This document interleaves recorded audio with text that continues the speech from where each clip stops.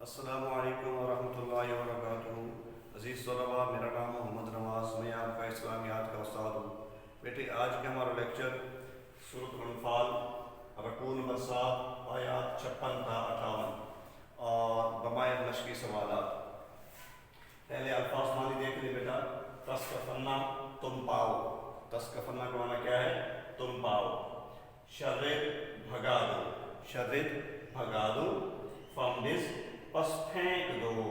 فمبس کا معنی کیا ہے؟ پس پھینک دو۔ من سے، من سے، اور الحرب جنگ۔ الحرب جنگ۔ جی بیٹا، تو یہ تھے الفاظ معنی۔ آپ اس کا بامحاورہ ترجمہ دیکھ لو۔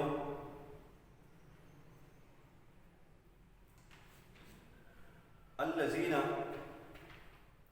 عاہدت منہم، الذین عاہدت منہم، جن سے تم نے صلح کا عہد کر رکھا ہے۔ تم نے عہد کیا ہے یعنی صلح کا عہد کیا ہے۔ پچھلی آیات میں بیٹا ہم نے پڑھا تھا کہ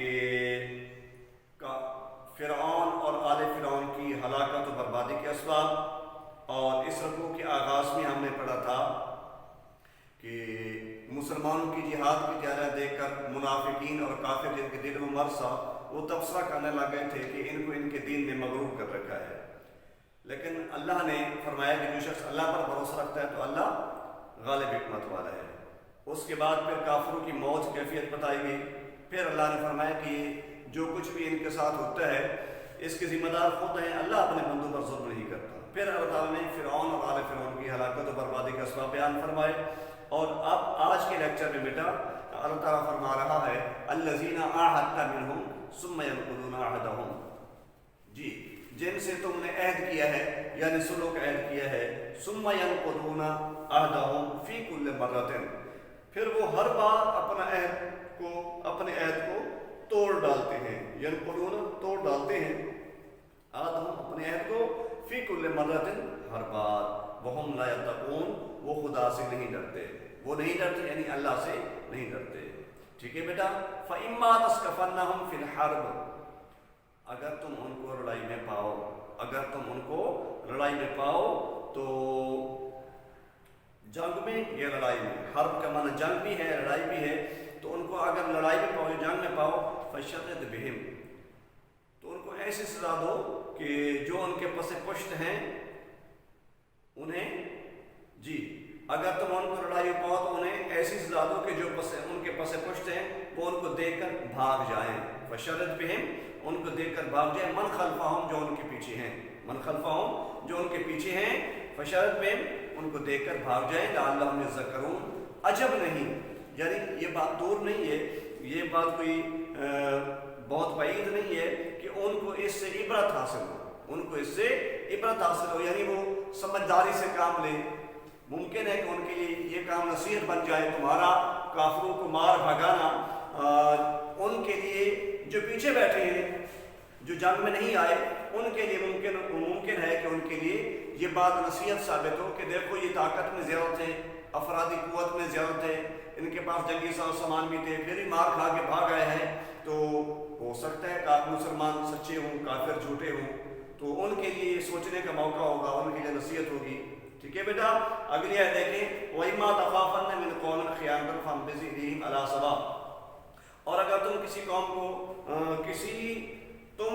کسی قوم سے دغا بازی کا خوف ہو، وَإِمَّا تَخَافَنَّ، تم اگر خوف کرتے ہو کہ تمہیں خوف ہو، من قوم، کسی قوم سے، خیانت، دغا بازی کا، دھوکے کا، فَانبِذْ، تو پھینک دو، إِلَيْهِمْ، ان کی طرف، کیا؟ ان کا عہد، عَلَىٰ سَوَاءٍ، برابر، ان کا عہد انہیں کی طرف برابر پھینک دو، یعنی برابر کا جواب دو۔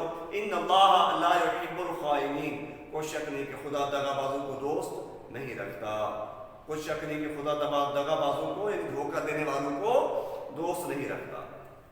جی، تو یہ ایکسرسائز کے بیٹا جو شارٹ کوشچن ہے وہ بھی حل کرنے ہیں، لیکن اس سے پہلے الکلمات و تراکیب والا جملہ جو ہے، یعنی جو الفاظ کے معنی ہے وہ دیکھ لیں۔ غرہ، خبط میں ڈالا، عذاب الحریق، جلنے کا عذاب، لم یکن مغیرا، وہ بدلنے والا نہیں، کذاب، جیسے، عادت، طریقہ، کوئی بھی ہو سکتا ہے بیٹا۔ تسکفنا، تم پاؤ، شرد، بھگا دو، فمبس، پس پھینک دو۔ جی تو ایکسرسائز کے سوالات دیکھیں بیٹا. سوال نمبر 1، سورۃ الانفال کی ان آیات میں مسلمانوں کی جہاد کے لیے تیاریاں دیکھ کر منافقین نے کیا تبصرہ کیا؟ ٹھیک ہے بیٹا، یہ منافقین نے تبصرہ کیا کہ ان کے دین نے ان کو مغرور کر رکھا ہے. مسلمانوں کی جہاد کی تیاریاں دیکھ کر منافقین اور کفار نے کہا کہ ان کے دین نے ان کو کیا کر رکھا ہے؟ مغرور کر رکھا ہے. ٹھیک ہے بیٹا. سوال نمبر 2، کفار کی جانب سے عہد شکنی کی صورت میں اللہ تعالیٰ نے نبی اکرم صلی اللہ علیہ وسلم کو کیا ہدایات دی؟ کیا ہدایات دی کہ اگر تمہیں یہ بیٹا آیت نمبر 58 کا ترجمہ اگر لکھ دے ہوئے تو بھی اس کا جواب ہو جائے گا. میں آپ کے سامنے پڑھ دیتا ہوں. اگر تم کو کسی قوم سے ما تخافن، اور اگر تم کو کسی قوم سے دغا بازی کا خوف ہو تو ان کا عہد ان کی طرف برابر پھینک دو، برابر کا جواب دو. کچھ شک نہیں کہ خدا دغا بازوں کو دوست نہیں رکھتا. سوال نمبر 3، اس سبق میں فرعون اور آل فرعون کی ہلاکت و بربادی کے اسباب بیان کیے گئے ہیں. ٹھیک ہے بیٹا، کیا بیان کیے گئے ہیں؟ ٹھیک ہے، کیا اسباب بیان کیے گئے ہیں؟ 2 اسباب بیٹا، کہ یہ پچھلے لیکچر میں بھی ہو چکا تھا، آج پھر اس کو دیکھ لیں. انہوں نے اپنے پروردگار کی آیتوں سے کفر کیا. فرعون اور آل فرعون نے اپنے پروردگار کی آیات سے کفر کیا، جس کے نتیجے میں انہیں عذاب سے دوچار کیا گیا. ان کو ان کا مقدر ہلاکت اور بربادی ہوئی. ہلاکت اور بربادی ان کے مقدر ہوئی. کیوں؟ نمبر 1 کہ انہوں نے اپنے پروردگار کی آیتوں سے، اپنے رب کی آیتوں سے کفر کیا. نمبر 2، انہوں نے اپنے پروردگار کی آیتوں کو جھٹلایا. تو ان کے گناہوں کی سزا میں ان کو پکڑ لیا اور اللہ نے سب کو ڈبو دیا، سب کو ڈبو دیا. جی بیٹا، اب سوال نمبر 4 دیکھیں، آیات کا مفہوم. آیات کا مفہوم. جی، وَلَوْ تَرَىٰ إِذْ يَتَوَفَّى الَّذِينَ كَفَرُوا الْمَلَائِكَةُ يَضْرِبُونَ وُجُوهَهُمْ وَأَدْبَارَهُمْ وَذُوقُوا عَذَابَ الْحَرِيقِ ذَٰلِكَ بِمَا قَدَّمَتْ أَيْدِيكُمْ وَأَنَّ اللَّهَ لَيْسَ بِظَلَّامٍ لِّلْعَبِيدِ. جی، یہ آیت ہے بیٹا 50 اور 51. 50 اور 51 آیت ہے. اس کو دیکھ لیں اور اس کو یاد کر لیں اچھے طریقے سے. وَلَوْ تَرَىٰ، کاش کہ آپ اس وقت کیفیت کو دیکھتے جب فرشتے کافروں کی جانیں نکالتے ہیں، ان کے منہوں یعنی چہروں اور ان کی پیٹھوں پر کوڑے اور ہتھوڑے مارتے ہیں اور کہتے ہیں عذاب آتش کا مزہ چکھو. یہ ان اعمال کی سزا ہے جو ان کے ہاتھوں نے آگے بھیجے ہیں. جان رکھو کہ اللہ اپنے بندوں پر ظلم نہیں کرتا. ٹھیک ہے بیٹا. تو آپ نے ہوم ورک میں یہ مشقی سوالات 3 سوالات، چوتھا سوال آپ نے یاد کرنا ہے. ہوم ورک میں 3 سوالات بیٹا آپ نے لکھنے ہیں. ٹھیک ہے. اس لیکچر میں اگر کوئی بات آپ کو سمجھ نہ آئی ہو تو ٹیکسٹ میسج کے ذریعے، کال کے ذریعے رابطہ کریں.